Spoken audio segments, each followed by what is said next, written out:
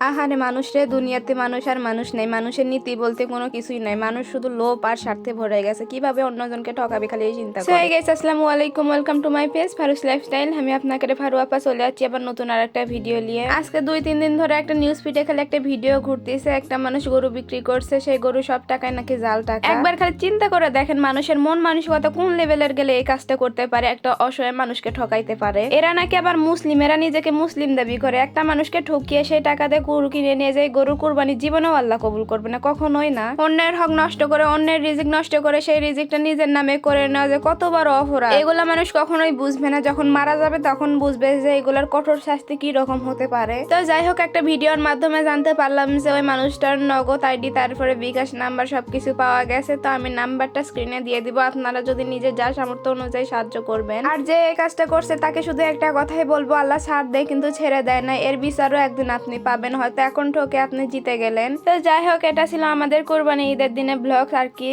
রোজার ঈদের তুলনায় কোরবানি ঈদে একটু কাজকর্ম ঝামেলা ঝাঁটি বেশি থাকে। সবার একটু ঘরে কাজকর্ম থাকে, আদা রসুন বাটা, মশলা বাটা, পেঁয়াজ কাটাকাটি সবকিছু, এগুলো ঝামেলা বেশি থাকে। আর আমার আম্মু তো তেমন কেউ নাই, আমার আম্মু ছাড়া আর আমি ছাড়া ঘরে কোনো মেয়ে নাই, তাই আম্মুর কাজে একটু সাহায্য টুকটাক করলাম আর কি। আর ঈদের দিনে আমাদের সকাল থেকে প্রচুর রোদ হয়েছে, বিকালের দিকে সবার যখন কুরবানি শেষ তখন আল্লাহর কি রহমত, তখন বৃষ্টি দিছে। কোন কোন জেলাতে এরকম হয়েছে অবশ্যই কমেন্ট করে সবাই জানাবেন। তো এখানে আমি সবগুলো মাংস ধুয়ে টুয়ে রেডি করে দিচ্ছিলাম। সকালে অবশ্য অনেকগুলো রান্না করছে ধুয়ে টুয়ে, তারপরে 2-3 দেখে এরকম রান্না করছে। এগুলো হচ্ছে রাতের ভিডিও। সকালে রান্না করতে করতে আমি ক্লান্ত হয়ে গেছিল। আর সকালে তো আমি আমার হাজবেন্ডের সাথে কথা বলছি, এই জন্য তেমন একটা কাজে সাহায্য করতে পারি না। সকালে রান্না করে অনেকগুলো মাংসই ছিল প্রসেসিং করার জন্য, তো এগুলো একটু আম্মুর কাজে টুকিটাকি আমি হেল্প করছি। দুপুরে যেহেতু আম্মু রান্না করছে এই জন্য যাই হোক একটু একটু খাইছি, কিন্তু রাতে এগুলো প্রসেসিং করে এগুলো রান্নার মধ্যে থেকে গন্ধ টন্ধ দিয়ে পেট ভরে গেছে। রাতে আর কোনো কিছুই খাইতে পারি নাই। আমার মতো এরকম কার কার হয় একটু কষ্ট করে কমেন্ট করে জানাবেন, যারা রান্নার মধ্যে থাকলে কোনো কিছুই খাইতে ইচ্ছে করে না, খালি পেট ভর্তি ভর্তি লাগে গন্ধ, তাই এমনিতেই পেট ভরে যায়। তো যাই হোক, আম্মুর যদি একা এগুলো করতে কষ্ট হয়ে যায় তাই আম্মুকে একটু সাহায্য করা। আর আম্মুর হেল্পিং হ্যান্ড হিসেবে তেমন কেউ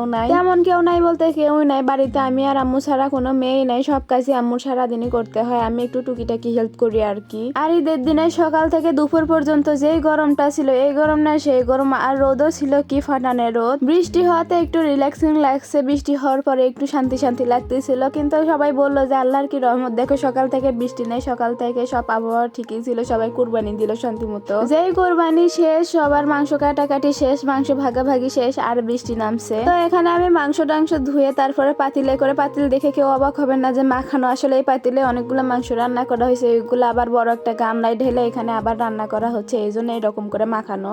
তো এখানে আমি মাংস টাংস ধুয়ে উঠে তারপর সব ধরনের মশলা দিয়ে নিচ্ছিলাম একটু একটু করে। আর আম্মুকে দেখাচ্ছিলাম যে ঠিক আছে কিনা। আম্মু বলতেছিল একটু একটু করে দিয়ে, তারপরে বেশি কম বেশি হয়ে গেলে আমি আবার ঠিক করে নেব, কিন্তু বেশি হয়ে গেলে পরে ঠিক করা যায় না। আমি রান্না পারি না বলতে পারি টুকটাক আর কি, যা চলার মতন আর কি, এই যে বেশি যে এক্সপার্ট তাও না। কিন্তু একটা মজার জিনিস কি জানেন তো, আমি বাসায় যদি রান্না করে সবাই খায় এত তারিফ করে, এত বলে যে এত মজা মজা হয়েছে, কিন্তু আমার নিজের কাছে অবাক লাগে যে এই রান্নাটা আমি করছি তারপরেও সবাই এত করতেছে। আমার নিজের কাছেও আমার রান্না অনেক বেশি মজা লাগে, হয়তো বা নিজের তারিফ নিজেই করতেছি, নিজের প্রশংসা নিজেই করতেছি, কিন্তু যেটা সত্যি সেটাই বললাম। কিন্তু এটাও সত্য যে সবার টেস্ট বার তো এক না, হয়তো কারো কাছে ভালো লাগতে পারে, আবার কারো কাছে ভালো নাও লাগতে পারে, এটা যে যেরকম খায় আর কি পছন্দ করে। তো যাই হোক, অনেক বকবক করলাম আপনাদের সাথে, বকবক করতে করতে আমার মাংস টাংসের মধ্যে সবকিছুর মশলা দেওয়া প্রায় শেষ। তো যাই হোক, আজকের ভিডিওটা আমার এই পর্যন্তই। আমার ভিডিওটি যদি ভালো লাগে অবশ্যই আমার ফেসবুক পেজটা ফলো করে দিবেন। আমার ফেসবুক পেজের নাম ফারুস লাইফস্টাইল, অবশ্যই সবাই ফলো করবেন।